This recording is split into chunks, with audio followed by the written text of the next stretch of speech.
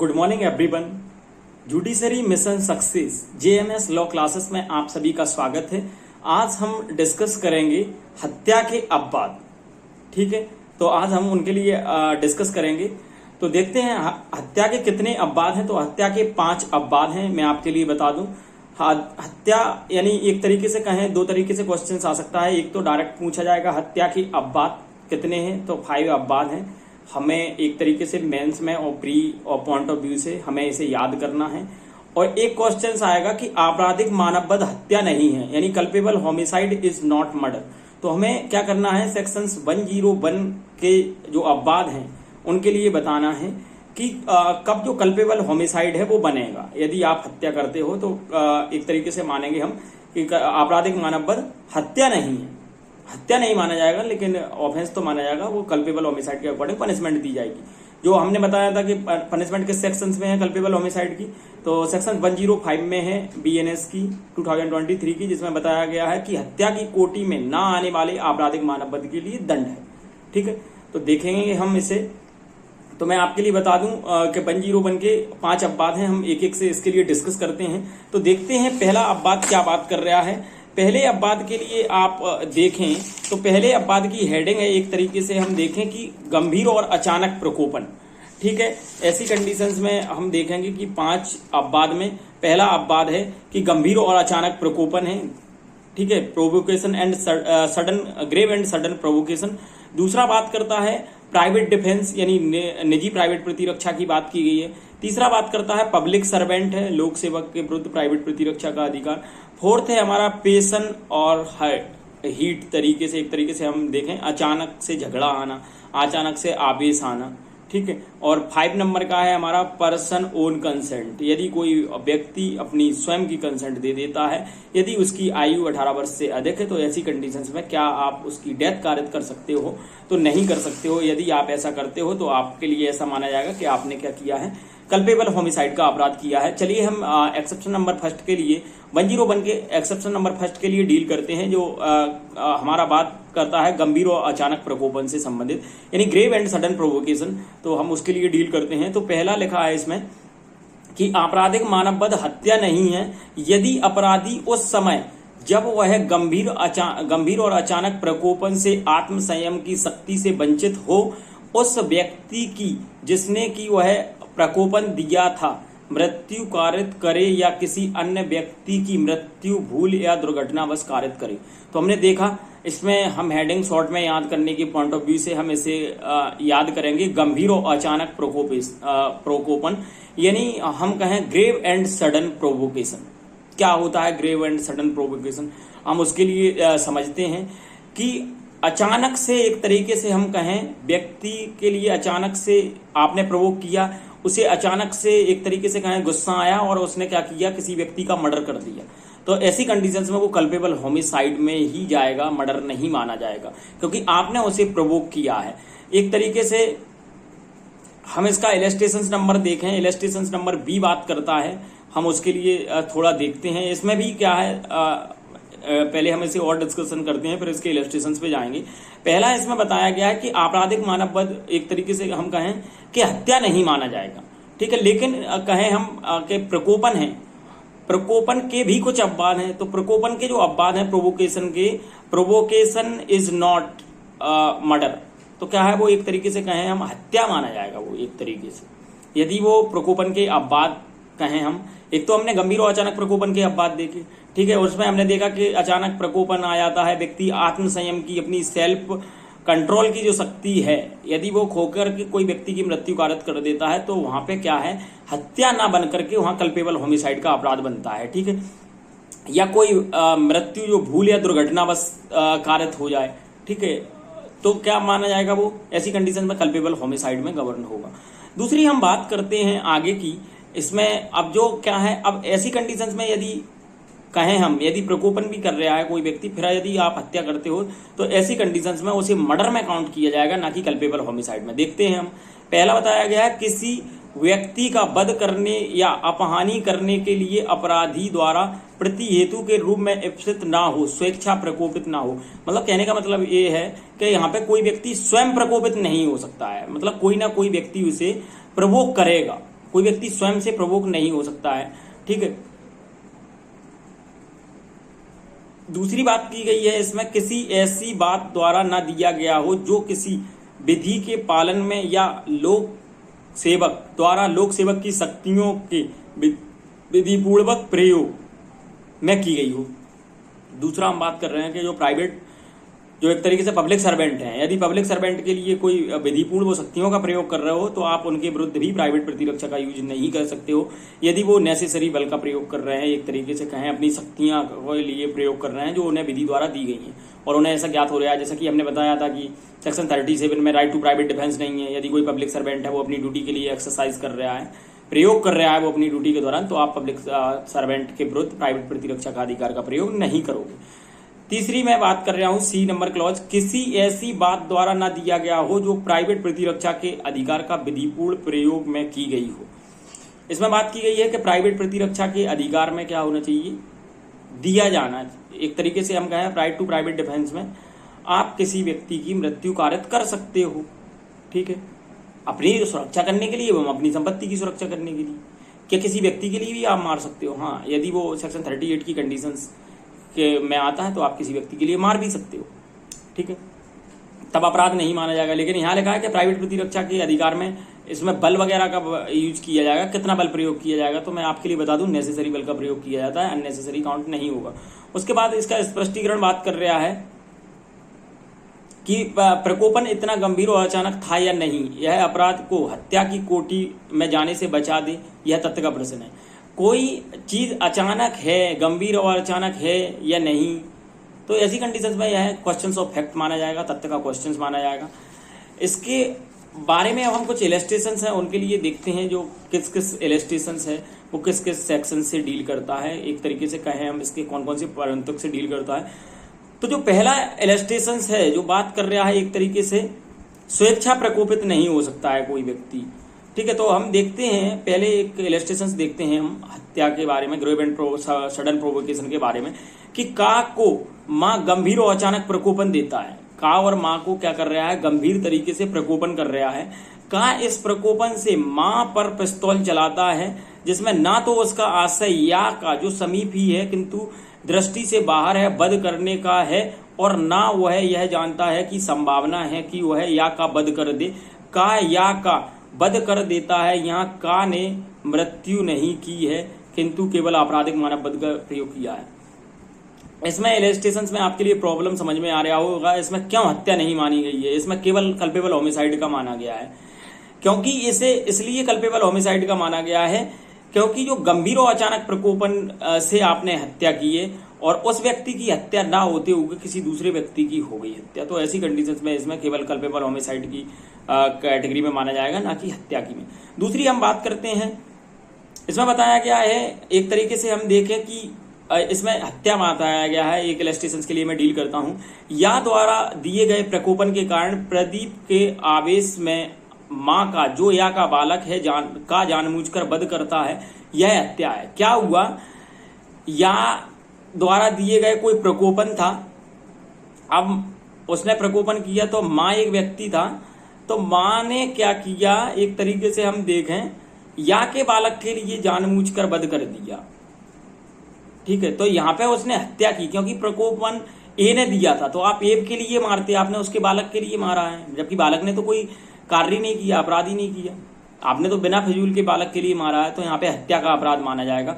और क्योंकि प्रकोपन उस बालक द्वारा नहीं दिया गया था, वही बात मैंने बताया आपके लिए कि प्रकोपन बालक द्वारा नहीं दिया गया था, और उस बालक की मृत्यु उस प्रकोपन से किए गए कार्य को करने में दुर्घटना या दुर्भावना या दुर्भाग्य से नहीं हुई थी, आपने जानबूझ करके उस बालक की हत्या की है। दूसरी हम बात करते हैं एक और इलस्ट्रेशंस की, जो बात करता है लोक सेवक की बात कर रहा है, लोक सेवक की शक्तियों का विधि पूर्वक प्रयोग यदि कर रहा है तो क्या हम राइट टू प्राइवेट डिफेंस में किसी व्यक्ति की मृत्यु कर सकते हैं पब्लिक सर्वेंट की? तो मना किया गया कि नहीं कर सकते। यदि आप ऐसी कंडीशन में राइट टू प्राइवेट डिफेंस का यूज कर रहे हो कि गंभीर और अचानक प्रकोपन से हमने ऐसा किया है, तो मैं बता दूं आपके लिए आप हत्या के दोषी माने जाओगे।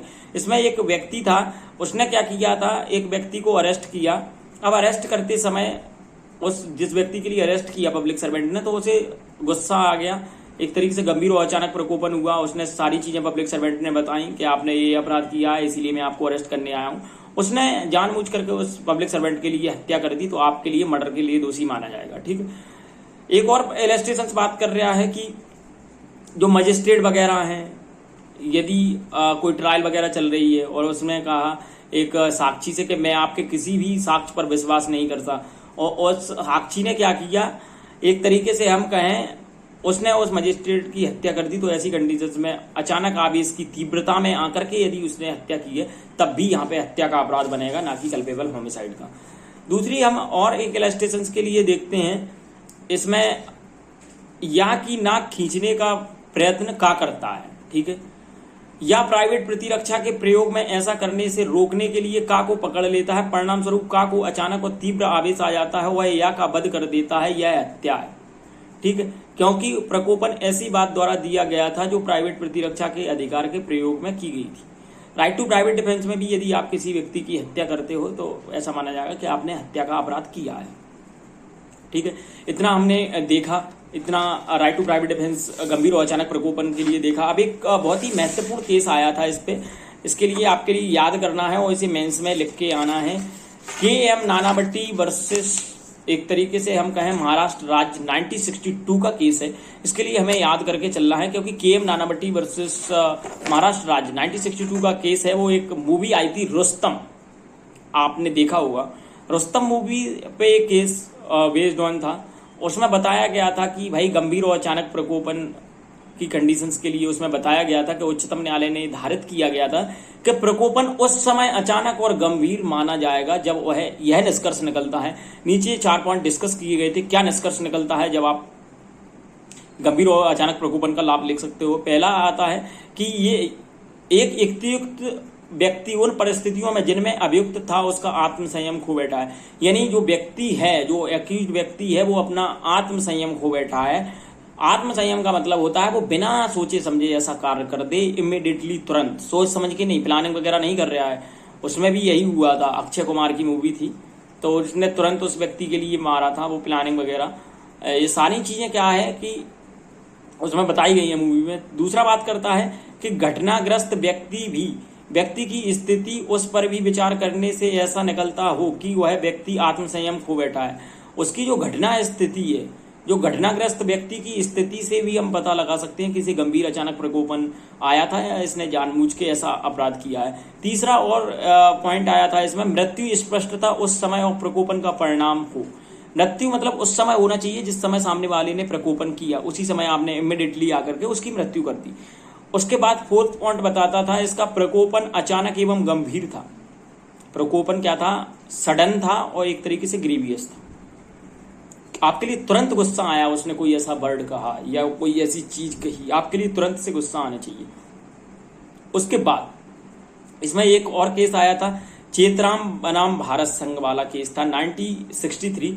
ये भी इंपॉर्टेंट केस है। इसमें बताया गया था कि मामले में बताया गया था कि पत्नी ने क्या किया, खाना बनाने व बिस्तर बिछाने से इनकार कर दिया। ठीक है। ऐसी कंडीशंस में धमकी दी कि अगली सुबह वह चली जाएगी। ठीक है।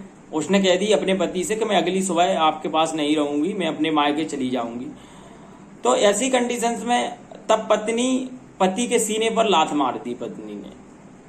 ठीक है। ऐसी कंडीशंस में कहा कि वह अपनी माँ के और बहन के साथ संभोग करे। वो पति से कह रही है आप अपनी माँ के और बहन के साथ संभोग करो। इसी जो उसने जो वर्ड कहा, इसी से क्या हुआ, उस जो पति था उसके लिए गंभीर और अचानक प्रकोपन हुआ और उसने क्या किया, अभियुक्त ने अपनी ही पत्नी की क्या कर दी, ऐसी कंडीशंस में हत्या कर दी। तो न्यायालय ने यह निर्धारित किया कि उसने पत्नी की हत्या प्रकोपन में की थी। एक तरीके से उनने जो वर्ड कहे जो उनकी वाइफ ने, तो उससे इनके लिए क्या हुआ, एक प्रकोपन हुआ और इनने ऐसी कंडीशंस में क्या किया, इनने उसकी अपनी पत्नी के लिए मार दिया। तो जो उनने पत्नी के लिए मारा है, तो सुप्रीम कोर्ट ने अब निर्धारित किया कि ऐसी कंडीशंस में माना जाएगा कि जो पति है वो हत्या के लिए दोषी नहीं माना जाएगा, क्योंकि वह माना जाएगा कल्पेबल होमिसाइड के लिए। क्यों माना जाएगा कल्पेबल होमिसाइड के लिए? इसमें बताया गया था कि कल्पेबल होमिसाइड के लिए इसलिए दोषी माना जाएगा क्योंकि गंभीर और अचानक प्रकोपन के कारण ही उसे तुरंत गुस्सा आया है, इसीलिए उसने उस वाइफ की मृत्यु की है, इसीलिए ये आपराधिक मानववध की कोटि में आएगा, कल्पेबल होमिसाइड की कोटि में आएगा। सेक्शन 101 का अपवाद नंबर 2 के लिए हम डील कर रहे हैं। तो आप अपवाद नंबर 2 निकालें तो उसमें क्या बात की गई है, उसमें हम देखते हैं एक्सेप्शन नंबर 2 कि आपराधिक मानववध हत्या नहीं है यदि अपराधी शरीर या संपत्ति की प्राइवेट प्रतिरक्षा के अधिकार को सद्भावनापूर्वक प्रयोग में लाते हुए विधि द्वारा उसे दी गई शक्ति का अतिक्रमण कर दे और पूर्व चिंतन बिना और ऐसी प्रतिरक्षा के प्रयोजन से जितनी अपहानि करना आवश्यक हो उससे अधिक अपहानि करने के किसी आशय के बिना उस व्यक्ति की मृत्यु कारित कर दे जिसके विरुद्ध उस प्रतिरक्षा का ऐसा अधिकार प्रयोग में ला रहा हो। क्या बात कर रहे हैं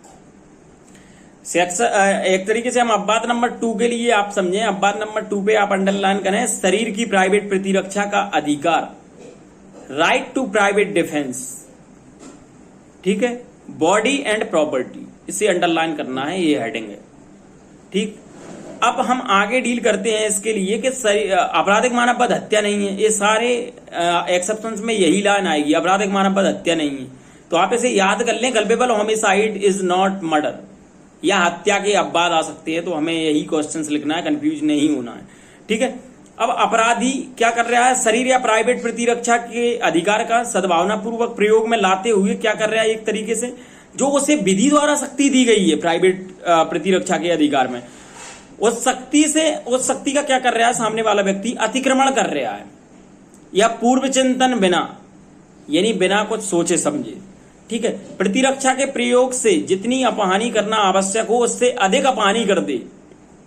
मैंने बताया था अभी कि आपके लिए एक व्यक्ति ने एक थप्पड़ मारा तो क्या आप उसकी डेथ कारित कर सकते हो?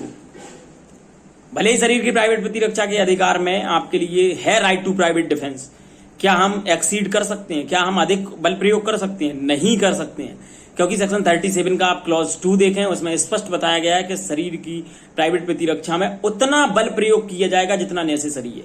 यहां भी वही बात की गई है कि साहब हम उतना बल प्रयोग करेंगे जितना आवश्यक है, अननेसेसरी बल हम प्रयोग नहीं करेंगे।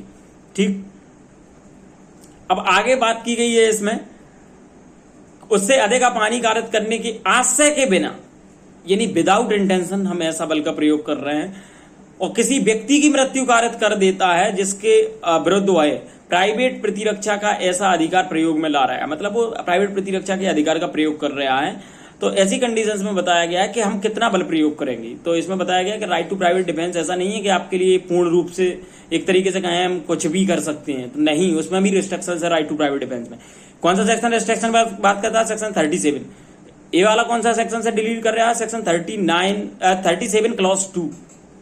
उतना बल प्रयोग करेगा प्राइवेट प्रतिरक्षा के अधिकार में जितना कि आवश्यक है, भले ही आप शरीर की प्राइवेट प्रतिरक्षा करें या संपत्ति की प्राइवेट प्रतिरक्षा करें। ठीक, अब इसमें एक इलस्ट्रेशन है वो बहुत ही महत्वपूर्ण है, समझें। इसमें लिखा है का जो चाबुक मारने का प्रयत्न या करता है, का को क्या कर रहा है, एक तरीके से चाबुक मारने का प्रयत्न कौन कर रहा है इसमें, या करता है। ठीक, किंतु इस प्रकार नहीं कि का को घोरोपति कारित हो। ठीक, वो कह रहा है कि भाई आपके लिए घोरोपति कारित नहीं हो। ठीक है, का एक पिस्तौल निकाल लेता है या हमले को चालू रखता है, का सद्भावनापूर्वक यह विश्वास करते हुए कि वह अपने को चाबुक लगाए जाने से किसी अन्य साधन द्वारा नहीं बचा सकता है, गोली से या का वध कर देता है, यह हत्या नहीं है किंतु केवल आपराधिक मानववध है। समझे, एक व्यक्ति ने चाकू निकाला और सामने वाले व्यक्ति पे उससे वार किया और उसके लिए ऐसा लगता है जिस व्यक्ति पे वो वार कर रहा है कि अब मेरे में चाकू घल जाएगा एक तरीके से, उसने क्या किया, उसने पिस्तौल निकाली, उसने गोली मार दी। तो ऐसी कंडीशन में क्या हत्या की? नहीं की। ऐसी कंडीशन में बनेगा भाई कल्पेबल होमिसाइड का प्रयोग, अपराध। ठीक, उसके बाद हम एक्सेप्शन नंबर 3 के लिए डील करेंगे। एक्सेप्शन नंबर 3 क्या बात करता है? 3 बात करता है आपराधिक मानववध हत्या नहीं है। क्यों नहीं है हत्या? यदि अपराधी ऐसा लोक सेवक होते हुए या ऐसे लोक सेवक को मदद देते हुए जो लोक न्याय की अग्रसरता में कार्य कर रहा है उसे विधि द्वारा दी गई शक्ति से आगे बढ़ जाए और कोई ऐसा कार्य करके जिसे वह विधिपूर्ण और ऐसे लोक सेवक के नाते उसके कर्तव्य के सम्यक निर्वहन के लिए आवश्यक होने का सद्भावनापूर्वक विश्वास करता है और उस व्यक्ति के प्रति जिसकी की मृत्यु कारित की गई हो बेमनस्य के बिना मृत्यु कारित करे। इसमें क्या बात की गई है? इसमें आप बात करें, इसमें अंडरलाइन करें, आप लोक सेवक होते हुए आप पब्लिक सर्वेंट हो, ऐसी कंडीशंस में आप पब्लिक सर्वेंट पे अंडरलाइन करें। इसमें क्या बात कर रहे हैं कि आपराधिक मानव बद हत्या नहीं है। कब हत्या नहीं है भाई? जब बात कर रहे हैं वो कि लोक सेवक होते हुए कोई व्यक्ति की, या कोई कहे हम पब्लिक सर्वेंट की हेल्प कर रहा है, कोई ऐसा व्यक्ति है, लोक सेवक या लोक न्याय की अग्रसरता में कोई व्यक्ति कार्य कर रहा है, ठीक है, एडवांसमेंट में कार्य कर रहा है पब्लिक सर्वेंट के। अब ऐसी कंडीशंस में क्या हुआ, कुछ बल का प्रयोग किया जाता है, ठीक है, ऐसी शक्ति को आगे बढ़ जाए। अब उसने बल का प्रयोग किया लेकिन ज्यादा शक्ति का प्रयोग कर दिया। ऐसी कंडीशंस में कोई ऐसा कार्य किया जिससे विधिपूर्वक एक तरीके से कहें हम उसने जो पब्लिक सर्वेंट है या जो व्यक्ति उसकी सहायता कर रहा है उसने क्या गुड फेथ में कोई ऐसा कार्य किया है, ठीक है। अब उसकी उससे कोई बेमनस्यता भी नहीं है, कोई एक तरीके से कहें दुश्मनी भी नहीं है, प्रीवियस एनेमिटी भी नहीं है। ऐसी कंडीशंस में किसी व्यक्ति की मृत्यु कारित कर देते हैं तो भाई आपके लिए पनिशमेंट मिलेगी कल्पेबल होमिसाइड की, मर्डर की नहीं मिलेगी। तीसरी बात करते हैं, एक तरीके से हम कहें एक्सेप्शन नंबर 4 निकालें आप। एक्सेप्शन नंबर 4 बात करता है कि आपराधिक मानववध हत्या नहीं है। कब नहीं है आपराधिक मानववध हत्या? इसमें लिखा है कि वह मानववध अचानक झगड़ा जनित आवेश की तीव्रता में हुई अचानक लड़ाई में या पूर्व चिंतन के बिना और अपराधी द्वारा अनुचित लाभ उठाए बिना या क्रूरतापूर्वक या अप्रायिक रीति से कार्य किए बिना किया गया हो। क्या बात कर रहा है ये बात कर रहा है एक तरीके से हमें इसमें अंडरलाइन करना है अचानक झगड़ा, अचानक लड़ाई, पूर्व चिंतन के बिना, सडन फाइट विदाउट प्रीमेडिटेशन, ठीक है, और सडन क्वारल। ये चीजें हमें याद करना है इसमें एक्सेप्शन 4 में। एक्सेप्शन 4 क्या बात कर रहा है कि कल्पेबल होमिसाइड का चार्ज बनेगा, कल्पेबल होमिसाइड के लिए सजा दी जाएगी, मर्डर के लिए सजा नहीं दी जाएगी। क्या बात कर रहा है? बात एक तरीके से देखें हम इसमें अचानक झगड़ा। आपने देखा होगा, आपने यदि ट्रेन में सफर किया हुआ जनरल डिब्बे में, तो जनरल में एक व्यक्ति सीट पे बैठा है और वो कह रहा है भाई ये मेरी सीट है, ठीक है, ये मेरा नंबर है। सामने वाला कह रहा है नहीं उठ रहा मैं, वो अचानक झगड़ा हो गया उन दोनों में। तो अचानक ही तो उसे गुस्सा आया, उसने कहा नहीं उठ रहा हूं। वो कह रहा है नहीं उठना पड़ेगा, मेरा तो टिकट है, ये मेरे पास टिकट है, ये मेरी सीट है। ऐसा ही इन दोनों में क्या हुआ, अचानक झगड़ा ही तो हुआ। या कोई और भी हो सकता है, आपके अकॉर्डिंग इलस्ट्रेशंस कोई भी बना सकते हो आप। इस एक तरीके से अचानक झगड़ा हो जाए, अचानक झगड़ा का मतलब है कोई संभावना ना हो, अचानक से झगड़ा हो जाए। ऐसी कंडीशंस में बात कर रहे हैं यहाँ आपराधिक मानववध हत्या नहीं है, जो मानववध अचानक झगड़ा जनित आवेश की तीव्रता, ठीक है, या अचानक लड़ाई में पूर्व चिंतन बिना, कोई सोची समझी साजिश नहीं है हमारी। हमने उससे बोला, उसने गाली गलौज कर दी या कोई और वर्ड कहा, हमें बुरा लगा, हम दोनों लड़ने लगे, ठीक। क्या हुआ? ये अचानक ही झगड़ा तो हुआ, हमने कोई सोचा समझी थोड़ी, एक तरीके से हम सोची समझी प्लानिंग थोड़ी है हमारी, हमें अचानक से गुस्सा आया, ठीक। और अपराधी द्वारा अनुचित लाभ उठाए बिना, और ना ही एक तरीके से हम कहें हमने कोई अनुचित लाभ उठाया, और क्रूरतापूर्वक तरीके से या जो एक तरीके से कहें अप्रायिक रीति से कार्य किए बिना किया गया हो। एक तरीके से हम कहें कि सामने वाले व्यक्ति ने मना किया कि मैं नहीं उठ रहा, जबकि उसका टिकट था, तो सामने वाले की ड्यूटी थी कि वो वहां से उठ जाए, नहीं उठा, उसने गाली गलौज करना स्टार्ट की, उसे अचानक से झगड़ा एक तरीके से कहें उत्पन्न हुआ, उसे अचानक से गुस्सा आया, उसने बिना सोचे समझे लड़ाई हुई हमारी। पहले से कोई हमारे मन में कोई इंटेंशन नहीं था लड़ने का, पहले से हमने कोई सोचा नहीं था, पहले से कोई प्लानिंग नहीं थी, तो ऐसी कंडीशन में कल्पेबल होमिसाइड का आपने अपराध किया है। दूसरी हम बात करते हैं एक्सेप्शन नंबर 5 की। एक्सेप्शन नंबर 5 इंपोर्टेंट है, आपके लिए इसे याद करना है, 5 एक्सेप्शंस के लिए, और मेंस का क्वेश्चन है। आपराधिक मानववध हत्या नहीं है यदि वह व्यक्ति जिसकी मृत्यु कारित की जाए 18 वर्ष से अधिक आयु का होते हुए अपनी सम्मति से मृत्यु होना सहन करे या मृत्यु की जोखिम उठाए। क्या बात कर रहा है? इसमें बात की गई है भाई सहमति की, कंसेंट पे आप अंडरलाइन करें। क्या बात कर रहा है सहमति के बारे में भी? सहमति के बारे में समझें आप कि कोई ऐसा व्यक्ति है जिसकी उम्र 18 वर्ष से अधिक है। अब वो कह रहा है, भले ही आपके लिए सहमति दे रहा है कि आप मेरी मृत्यु कारित कर दो, क्या आप उसकी मृत्यु कारित कर सकते हो? नहीं कर सकते। आपने क्या किया है, यदि आप उसकी मृत्यु कारित कर देते हो उसकी कंसेंट से, तब आपने क्या है, अपराध किया है। अपराध किस में पनिशमेंट होगा? एक तरीके से कहें हम कल्पेबल होमिसाइड में। कल्पेबल होमिसाइड की पनिशमेंट कहाँ है? सेक्शन 105 में। अब हम समझते हैं, एक रीजनिंग और था, एक केस लॉ के माध्यम से डिस्कस किया गया था। क्या हुआ, एक हस्बैंड वाइफ थे, तो हस्बैंड ने कहा कि मैं तो मरना चाहता हूं, तो वाइफ बोली कि मैं भी मरना चाहती हूं। अब आप मुझे छोड़ के कहां मर रहे हो, मैं भी मरना चाहती हूं आपके साथ। तो उनने कहा कि ठीक है। हस्बैंड ने कहा पहले मैं मरूंगा फिर आप मरना। तो वाइफ बोली कि नहीं, पहले आप एक काम करो, पहले आप मुझे मारो, उसके बाद फिर आप मरना, ठीक है।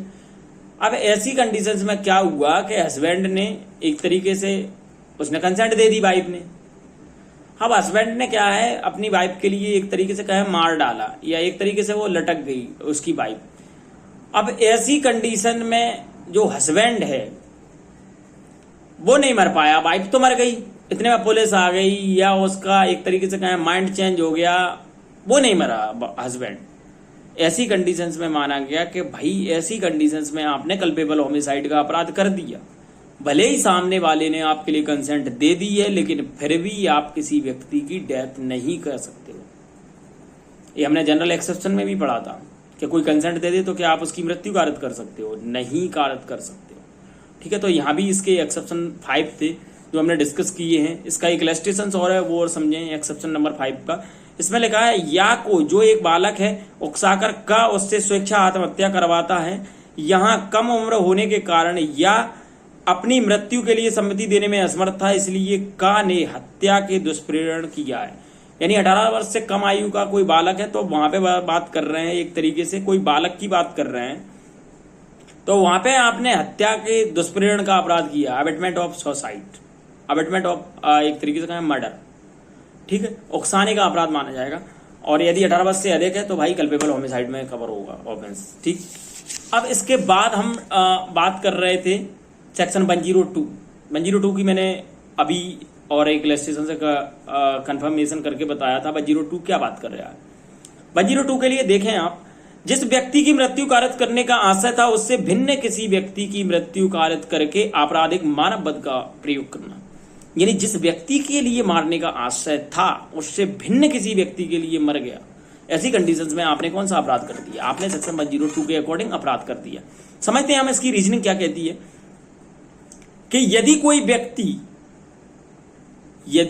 व्यक्ति कोई ऐसे कृत्य द्वारा जिससे उसका आशय मृत्यु कारित करना हो, या जिससे वह जानता हो कि मृत्यु कारित होना संभाव्य है, किसी व्यक्ति की मृत्यु कारित करके जिसकी मृत्यु कारित करने का ना तो उसका आशय हो और ना ही उसकी एक तरीके से कहें हम, ना तो उसका आशय हो और ना ही वह संभाव्य क्या है, जान रहा है या जानता है सामने वाला व्यक्ति, ठीक है, कि वह उसकी मृत्यु कारित करेगा, आपराधिक मानव वध करे, तो अपराधी द्वारा किया गया आपराधिक मानव वध उस भांति का होगा जिस भांति का होता, ठीक, यदि वह उस व्यक्ति की मृत्यु कारित करता जिसकी मृत्यु कारित करना उसके द्वारा आशय था, या वह जानता था कि उस द्वारा उसकी मृत्यु कारित होना संभाव्य है।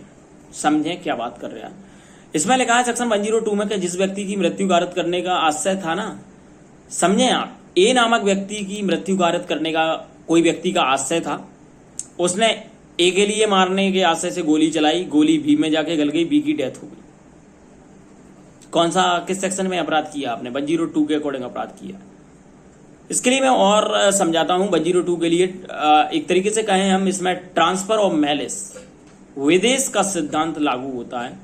तो आप लिख सकते हो transfer of malice, doctrine of malice, या विदेश का सिद्धांत, या दुर्भावना अंतरण का सिद्धांत। दुर्भावना ही तो ट्रांसफर हो रही है। मेंसरिया की बात कर रहा है आप यहां पे, वो ठीक है। इंटेंशन किसका है? मेंसरिया किसका है? ए नामक व्यक्ति को मारने का। मार कौन गया? बी मर गया।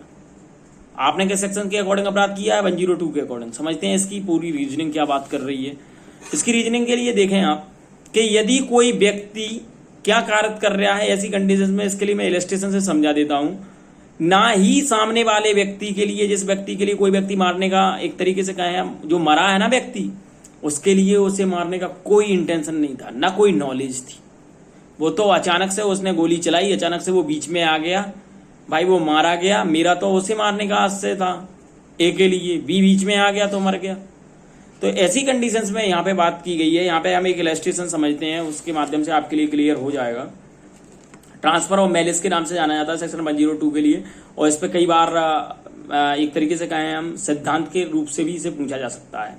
ठीक है, तो जेड की हत्या करने के इरादे से बंदूक चलाता है। कौन? जेड है ना, वो ए को हत्या करने के इरादे से बंदूक चला रहा है, लेकिन निशाना चूक जाता है और अनजाने में बी की हत्या कर देता है, या बी की हत्या हो जाती है। यहाँ जेड को बी की हत्या के लिए दोषी ठहराया जाएगा। 102 के अकॉर्डिंग विदेश का हस्तांतरण का सिद्धांत है, वो हत्या के लिए दोषी माना जाएगा। ठीक, क्योंकि आप मार तो वहां भी इंटेंशन से रहे थे ना व्यक्ति के लिए। और मैंने बताया था कि इंटेंशन और नॉलेज, यदि आपको किसी व्यक्ति को मारने की है, मर्डर में कमेंट उसे लिए एक तरीके से कहें, मर्डर में उसे काउंट किया जाएगा। लेकिन यहाँ पे क्या है, यहाँ पे मारने का इंटेंशन नहीं था। उसे तो मारने का इंटेंशन है भाई बी के लिए, लेकिन सी मरा है, तो एक तरीके से ट्रांसफर तो हो रहा है ना उसका दुर्भावनापूर्ण सिद्धांत, जो भी उसकी मेंसरिया है, तो यहाँ पे उसे दंडित किया जाएगा हत्या के लिए। दूसरी हम और बात करते हैं, एक्स का आशय था ए का वध करने का। ठीक है, उसकी बजाय बी का वध हो गया, तो जिसके कारण से उसका भले ही बी को मारने का आशय नहीं था, तो यहाँ पे एक्स बी की हत्या करने के लिए दायी है। हमने 2-3 इलस्ट्रेशंस डिस्कस कर लिए हैं, आपके लिए क्लियर हो गया होगा मैं क्या समझाना चाह रहा हूं। एक सिंपल भाषा में और समझ लेते हैं हम कि एक व्यक्ति है ए नामक, अब वो क्या है, बी की हत्या करना चाहता है, बी से उसकी दुश्मनी है, कुछ भी समझ लीजिए। उसने क्या किया, उसने गोली चलाई, जब तक निकल के एक व्यक्ति सी आया, सी निकल के वहां से निकल रहा था, गुजर रहा था, गोली बी में ना गलते हुए सी में गल गई। सी का तो कोई दोष नहीं है, और ना ही मैं कह रहा हूं मेरा भाई सी को इंटेंशन था मारने का, ना ही मुझे नॉलेज थी कि सी मर जाएगा, मेरा तो इंटेंशन बी को मारने का था। ऐसी कंडीशंस में आपने ट्रांसफर ऑफ मैरिज का अपराध किया है, ऐसी कंडीशंस में आपके लिए 102 यानी हत्या के लिए दंडित किया जाएगा। ठीक है, कितनी पनिशमेंट होगी? आपराधिक मानव वध उस भांति का होगा जिस भांति का वह होता कि वह उस व्यक्ति की मृत्यु कारक करता जिसकी मृत्यु कारक करना उसका आशय था। वह जानता था कि उस व्यक्ति की मृत्यु कारक होना संभाव्य है। ऐसी कंडीशंस में यहाँ पे एक आर वर्सेस मिशेल का केस आया था, उसे भी हमें देखना है। ठीक, 1983 का केस था। अब हम सेक्शन 104 की बात करते हैं। 104 क्या बात कर रहा है? जो आईपीसी का सेक्शन 303 था उस अब 104 पे आ गया है बीएनएस में। क्या बात कर रहे हैं? आजीवन सिद्धोष द्वारा हत्या के लिए दंड, punishment of murder bye life convect. क्या बात कर रहे हैं? आजीवन सिद्धोष द्वारा हत्या के लिए दंड। 303 आईपीसी की हम बात करें तो Mittu Singh versus state of Punjab का एक मामला आया था 1983 में। उसके माध्यम से इसे अनकॉन्स्टिट्यूशनल घोषित कर दिया था, असंवैधानिक, और रीजनिंग दी थी कि भाई आपने आर्टिकल 14 का और आर्टिकल 21 का उल्लंघन कर रहा है या उसके खिलाफ है, इसलिए अनकॉन्स्टिट्यूशनल इसे घोषित किया था। ठीक, आर्टिकल 21 और 14 आप पढ़ना कॉन्स्टिट्यूशन का। अब हम बात कर रहे हैं कि फिर से बीएनएस में क्यों रखा? जब अनकॉन्स्टिट्यूशनल हो ही गया था प्रावधान, तो फिर से बीएनएस में लाने की क्या जरूरत थी? समझते हैं इसकी रीजनिंग क्या है। तो इसमें थोड़ी पनिशमेंट में डिफरेंस आया है। उसमें क्या था? आजीवन सिद्धोष द्वारा हत्या के लिए दंड, वहां पे कितना था? हत्या करते हैं आप, आजीवन सिद्धोष, आपके लिए एक बार सजा हो गई है और फिर आप किसी व्यक्ति की हत्या कारित करते हो, तो ऐसी कंडीशंस में आपके लिए मर्डर के लिए दोषी ठहराया जाता था। हत्या, एक बार आपने हत्या कर दी, आजीवन सिद्धोष आपके लिए हो गया है, और फिर आप जाके हत्या कर देते हो, तो आपके लिए हत्या के लिए दंड दिया गया था। एक तरीके से हम कहें, एक तरीके से जो पावर थी, जो एक तरीके से हम कहें जुडिशरी की, तो वो एक तरीके से विधायक द्वारा एक तरीके से सीमित कर दी थी कि भाई आप कितना पनिशमेंट दोगे? हत्या। यहाँ पे क्या हुआ, थोड़ा इसे बढ़ा दिया गया, यहाँ पे पनिशमेंट में चेंजिंग आई है, इसीलिए इसे रखा गया है इस प्रावधान के लिए। समझें आप। 104 बात कर रहे हैं आजीवन से दोष द्वारा हत्या के लिए दंड। तो जो कोई आजीवन कारावास के दंडादेश के अधीन होते हुए हत्या करेगा, आजीवन कारावास का दंडित था, अब वो क्या कर देता है, हत्या कर देता है किसी व्यक्ति की, ठीक है, वह मृत्यु या आजीवन कारावास जिससे उस व्यक्ति के शेष प्राकृतिक जीवन काल का कारावास अभिप्रेत है से दंडित किया जाएगा। यहां पे हत्या नहीं, यहां पे हत्या तो है ही, अब पनिशमेंट बढ़ाई है यहां से, हत्या या आजीवन कारावास जिसकी जो एक तरीके से कहें हम प्रकृति है वो कितनी हो सकेगी, शेष प्राकृतिक जीवन काल तक कारावास से दंडित किया जाएगा। शेष प्राकृतिक जीवन काल का मतलब है कि सेक्शन 5 के अकॉर्डिंग मैंने बताया था कि समुचित सरकार एप्रोप्रिएट गवर्नमेंट अपराधी की सम्मति के बिना दंड का लघुकरण नहीं करेगी। दंड का लघुकरण सेक्शन 474 के अकॉर्डिंग किया जाता है, भारतीय नागरिक सुरक्षा संहिता 2023 के अकॉर्डिंग। लेकिन जहां पे आजीवन कारावास का एक तरीके से हम कहें बताया गया है कि शेष प्राकृतिक जीवन काल बताया गया है आजीवन कारावास का अर्थ, तो वहां पे समुचित सरकार का जो राइट है उसे रेस्ट्रिक्शन कर दिया जाता है कि अब आप अपराधी की सम्मति के बिना इसे एक तरीके से हम कहें इसे कम्यूट नहीं कर दिया जा सकता है सजा के लिए। एप्रोप्रिएट गवर्नमेंट की जो पावर है वो समाप्त हो जाती है यहाँ पे। उसके बाद हम बात कर रहे थे सेक्शन 106 के लिए समझना है आपके लिए, 106 इंपोर्टेंट सेक्शन है। 106 बात कर रहा है उपेक्षा द्वारा मृत्यु कारित करना, कि जो कोई उतावलेपन से या उपेक्षापूर्ण किसी ऐसे कार्य से किसी व्यक्ति की मृत्यु कारित करेगा जो आपराधिक मानव वध की कोटि में नहीं आता है, वह दोनों में से किसी भी भांति के कारावास से जिसकी अवधि 5 वर्ष तक की हो सकेगी दंडित किया जाएगा और जुर्माने से भी दंडनीय होगा। ठीक, यदि ऐसे कृत्य किसी रजिस्ट्रीकृत चिकित्सक व्यवसायी द्वारा जब वह चिकित्सा प्रक्रिया संपादित कर रहा हो कारित किया जाता है तो वह दोनों में से किसी भी भांति के कारावास से जिसकी अवधि 2 वर्ष तक की हो सकेगी दंडित किया जाएगा और जुर्माने के लिए भी दायी होगा। समझें क्या बात कर रहा है। कॉजिंग डेथ बाय नेग्लिजेंट बात कर रहा है उपेक्षा द्वारा मृत्यु कारित करना, कि जो कोई उतावलेपन से या उपेक्षापूर्ण तरीके से एक तरीके से हम कहें क्या कारित कर रहा है, किसी व्यक्ति की मृत्यु कारित कर रहा है, लेकिन भाई रेस और नेग्लिजेंट मैनर यहां पे इन दोनों वर्डों के लिए समझना जरूरी है। ठीक, जभी हम इसे आगे समझ पाएंगे। उतावलेपन से और उपेक्षापूर्ण तरीके से, उतावलापन होता है एक तरीके से रेस और नेग्लिजेंट यानी उपेक्षापूर्ण। एक तरीके से हम उतावलेपन की बात करें तो आप एक मार्केट में 120 की स्पीड में गाड़ी चला रहे हो, 2 व्हीलर, जहां पे एक तरीके से कहें हम सराफा बाजार है या कोई ऐसा बाजार है जहां पे बहुत ज्यादा भीड़ रहती है लोगों की, उपेक्षा कर रहे हो आप, उतावलापन है, आप अपराध कर रहे हो आप उतावलेपन का, क्योंकि आपके लिए पता है कि यहाँ पे आम पब्लिक है तो हमारे लिए स्पीड मेंटेन करके चलाने चाहिए, हमें कम स्पीड में गाड़ी चलाना चाहिए। अब ऐसी कंडीशंस में यदि हम इतनी गाड़ी चला रहे हो तो यहाँ पे माना जाएगा कि आपने रेस तरीके से या उतावलेपन तरीके से अपराध किया है। दूसरा हम बात करते हैं उपेक्षापूर्ण तरीके से। उपेक्षापूर्ण का मतलब होता है नेग्लिजेंट तरीके से, जिसे हमें नॉलेज नहीं है और ना ही हमें इंटेंशन है और फिर किसी व्यक्ति के लिए हानि हो जाए तो वो होता है उपेक्षापूर्ण। और दूसरा हम बात करें उतावलेपन में हमें बिल्कुल नॉलेज है, बिल्कुल इंटेंशन है, बिल्कुल जानते हैं हम कि बिल्कुल हो सकता है ऐसी चीज। ठीक, इतना ही डिफरेंस है।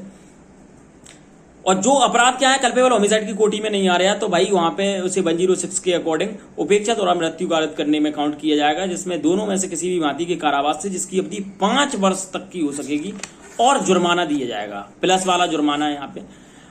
आप इसमें 2 पार्ट में डिवाइड करके इसे याद करना है। दूसरा पार्ट बात कर रहा है, आपने देखा होगा जो रजिस्ट्रीकृत चिकित्सा व्यवसायी हैं, यहां इन्हें थोड़ी कम पनिशमेंट दी गई है।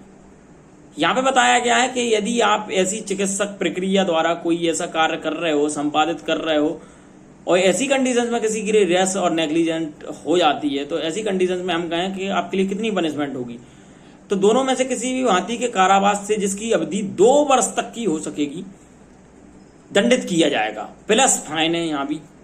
ठीक है, तो यहाँ पे यदि कोई मेडिकल पिटिशनर है, रजिस्टर्ड मेडिकल पिटिशनर है, तो यहाँ पे 2 वर्ष तक की सजा है उसे, प्लस फाइन है।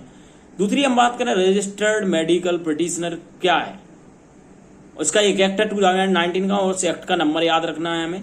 क्या उस एक्ट का नाम है, स्पष्टीकरण में उसके एक्ट के लिए डिफाइन किया गया है कि यह इस उपधारा के प्रयोजनों के लिए रजिस्ट्रीकृत चिकित्सक व्यवसायी से ऐसा चिकित्सक व्यवसायी अभिप्रेत है जिसके पास राष्ट्रीय आयुर्विज्ञान आयोग अधिनियम 2019 का एक्ट नंबर 30 है, उसके अधीन मान्यता प्राप्त कोई चिकित्सक अर्हता है तथा जिसका नाम उस अधिनियम के अधीन राष्ट्रीय चिकित्सक रजिस्टर या किसी अन्य राज्य चिकित्सा रजिस्टर में प्रविष्ट किया गया है, या तो उसकी एंट्री की गई है, या एक तरीके से कहें हम इस अधिनियम के द्वारा, या जो राज्य का एक चिकित्सक रजिस्टर होता है, या तो उसमें इसकी एंट्री है। ठीक है, तो ऐसी कंडीशंस में, और या दूसरी कंडीशन बात कर रहे हैं इसमें कि या उसे क्वालिफिकेशंस है ऐसी, ठीक है, या वो रजिस्टर में एंट्री है या प्रविष्टि है, तो ऐसी कंडीशन में माना जाएगा इसे रजिस्टर एक तरीके से कहें राष्ट्रीय आयुर्विज्ञान आयोग अधिनियम 2019 के अंतर्गत इसे कवर अप किया जाएगा। ठीक है, जैसे रजिस्ट्रीकृत चिकित्सक व्यवसायी के नाम से जाना जाता है। ठीक है, रजिस्टर्ड मेडिकल प्रैक्टिशनर। ठीक, इसके लिए अब हम बात करते हैं सबसेक्शन 2। सबसेक्शन 2 बात करता है, एक तरीके से हम कहें सेक्शन 106, एक तरीके से कहें हम क्या पूरा ही लागू नहीं हुआ है, कई लोगों के लिए कंफ्यूज क्रिएट करता है सेक्शन 106। तो 106 पूरा लागू हुआ है, केवल सबसेक्शन 2 लागू नहीं हुआ है। यदि कभी क्वेश्चंस पूछे कोई क्या पूरा 106 लागू नहीं हुआ है, तो आप बताना कि 106 का जो सबसेक्शन 2 है ना वो लागू नहीं हुआ है, बाकी सेक्शन 106 पूरा लागू है। ठीक है, इसमें बताया गया सबसेक्शन 2 क्या है। सबसेक्शन 2 के लिए डील करते हैं। सबसेक्शन 2 बात कर रहा है, एक तरीके से हम देख रहे हैं कि जो कोई यान के उतावलेपन या उपेक्षापूर्ण चालन से किसी व्यक्ति की मृत्यु कारक करेगा जो आपराधिक मानववध की कोटि में नहीं आता है और घटना के तत्काल पश्चात इसे पुलिस अधिकारी या मजिस्ट्रेट की रिपोर्ट किए बिना निकलकर भागेगा, किसी भी भांति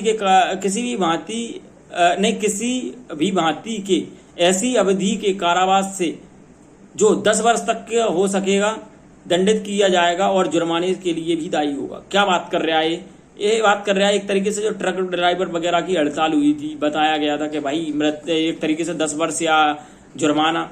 हमारी क्या गलती है, कोई एक्सीडेंट जानमान के थोड़ी करते हैं, एक्सीडेंट तो हो जाता है। यदि आप कह रहे हो कि घटना मौका पे खड़े रहें या इन्फॉर्मेशन वगैरह दें, तो ऐसी कंडीशन में तो सामने वाला व्यक्ति हमें मार देगा।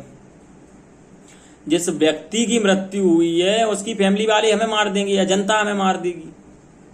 ऐसी कंडीशंस में इस सेक्शंस के लिए अभी सेक्शन 106 के सबसेक्शन 2 के लिए अभी लागू नहीं किया गया। बाकी 1 जुलाई 2024 से संपूर्ण भारत पर लागू हो गया है एक्ट BNS। ठीक है, लेकिन 106 क्लॉज 2 एक ऐसा सबसेक्शन है जो अभी तक लागू नहीं हुआ है। तो हमने समझा यहाँ पे उतावलेपन या उपेक्षापूर्ण तरीके से जो ड्राइवर वगैरह हैं, जो गाड़ी वगैरह चलाते हैं, यदि किसी व्यक्ति की मृत्यु कारक करेगा तो ऐसी कंडीशंस में आपराधिक मानववध की कोटि में नहीं आता है, कल्पेबल होमिसाइड नहीं आता है। क्यों नहीं आता है कल्पेबल होमिसाइड, इसकी रीजनिंग समझे आप। मैंने बताया था इंटेंशन होता है मारने का कल्पेबल होमिसाइड और मर्डर में। कल्पेबल होमिसाइड में कम इंटेंशन रहता है व्यक्ति की मृत्यु कारक करने का, और मृत्यु हो जाती है दोनों में, और इसमें ज्यादा संभावना रहती है कि मर ही जाएगा व्यक्ति मृत्यु में, हत्या में। तो समझे यहाँ पे, लेकिन हमारा इंटेंशन नहीं है किसी ट्रक ड्राइवर का या किसी भी वाहन चालक का यहाँ पे मारने का इंटेंशन नहीं है व्यक्ति के लिए। वो तो क्या है, मर जाता है व्यक्ति से। और एक तरीके से हम कहें जो एक्सीडेंट वगैरह होते हैं वो जानबूझ के नहीं किए जाते हैं, एक अचानक तरीके से होते हैं एक्सीडेंट। कोई व्यक्ति यदि जानबूझ के एक्सीडेंट करेगा, यदि पूरी प्री प्लानिंग के साथ, तो वो हत्या, कल्पेबल होमिसाइड, अबेटमेंट, ये सारे सेक्शनों में कवर अप होगा वो। ठीक है, यहाँ पे क्या हुआ, सामने वाले व्यक्ति ने एक तरीके से हम कहें कि जान मान के एक्सीडेंट नहीं किया है। ठीक है, तो ऐसी कंडीशंस में उन्होंने बताया कि साहब जब हमारी कोई गलती नहीं है तो ट्रायल का विषय है, ट्रायल चलेगी, सब होगा कि ट्रक ड्राइवर की गलती है, मोटरसाइकिल वाले की गलती है, बाइक वाले की गलती है। लोगों की तो प्रियम्पशन यही रहती है कि ट्रक ड्राइवर की गलती है, भले ही ट्रक खड़ा हो और सामने वाला बाइक वाला दे दे, वहाँ एक्सीडेंट हो जाए, भले ही वो अपनी साइड पे जा रहा है ट्रक वाला, प्रेजम्पशन तो यही की जाती है ना लोगों की, ट्रक वाले ने एक्सीडेंट किया है, भले ही ट्रक वाला अपने हाथ पे था। ठीक है, तो ऐसी कंडीशन में उन्होंने कहा कि इतनी पनिशमेंट, ये तो बहुत ज़्यादा पनिशमेंट है और कोई जान मान के तो करता नहीं है। दूसरी बात बताया गया था, इसमें पुलिस अधिकारी या मजिस्ट्रेट के लिए रिपोर्ट करना पड़ेगा। ठीक है, तो ऐसी कंडीशंस में अभी इस सेक्शंस के लिए हम कहें सब सेक्शन के लिए, सेक्शन 106 के सब सेक्शन 2 के लिए क्या है, लागू नहीं किया है। अब आप निकाला है सेक्शन 107 और 108, इन दोनों सेक्शंस के लिए मैं डील करा रहा हूं। तो 107 निकाले आप। 107 बात कर रहा है बालक या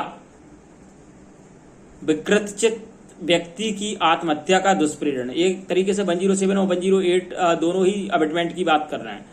अबेटमेंट जो मैंने चैप्टर एक तरीके से कहें चैप्टर नंबर 4 में पढ़ा था अपन ने। अबेटमेंट अपने चैप्टर नंबर 4 में पढ़ा था, जो कि सेक्शन 45 से 62 तक था।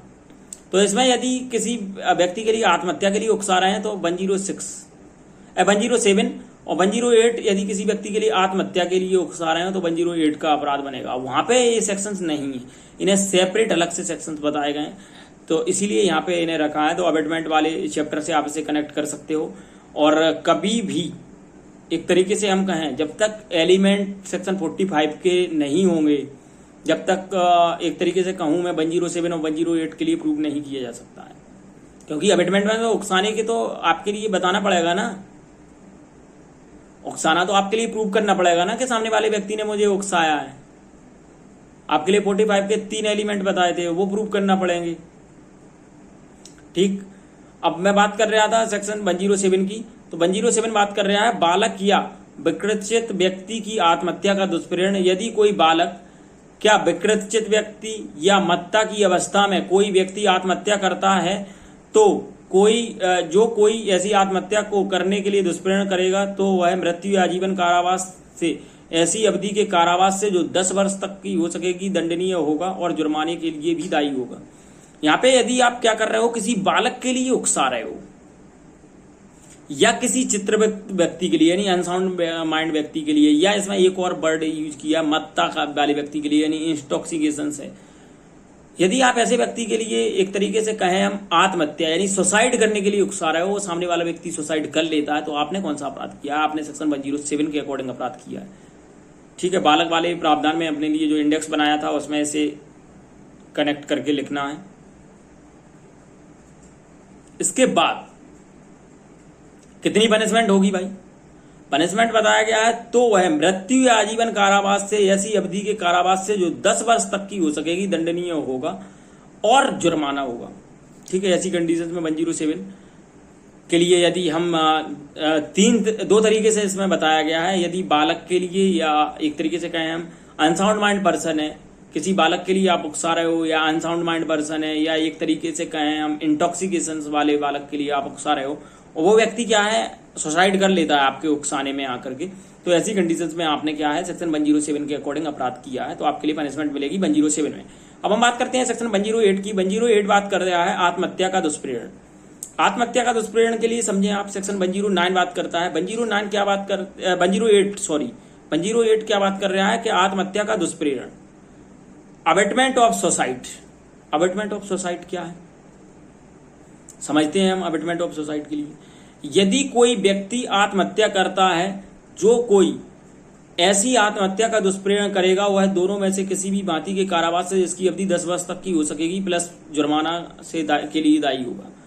इसमें बताया गया कि आप आत्महत्या के लिए दुष्प्रेरित कर रहे हो, किसी व्यक्ति के लिए अबेटमेंट कर रहे हो आत्महत्या करने के लिए, और ऐसा आपके उकसाने के परिणाम स्वरूप सामने वाला व्यक्ति यदि आत्महत्या कर लेता है तो दोनों में से किसी भी भांति के कारावास से जिसकी अवधि 10 वर्ष तक की हो सकेगी और प्लस फाइन के लिए दंडित किया जाएगा। आप उकसा रहे हो सामने वाले व्यक्ति के लिए, आप मर जाओ मर जाओ मर जाओ, सामने वाले व्यक्ति के लिए कुछ ऐसे ही बर्डिंग कर रहे हो जिससे व्यक्ति क्या है आत्महत्या कर ले, आप उकसा रहे हो। ठीक है, ऐसी कंडीशन में वो व्यक्ति मर जाता है तो आपने यहाँ पे किया है 108 के अकॉर्डिंग अपराध। ठीक है, तो 108 के अकॉर्डिंग कितनी पनिशमेंट है मैंने बताया था आपके लिए कि जुर्माना कि इसमें 10 वर्ष तक की सजा होगी और जुर्माने के लिए भी क्या होगा एक तरीके से कहें हम दायी होगा। ठीक है, इसके बाद एक तरीके से हम कहें, थैंक यू।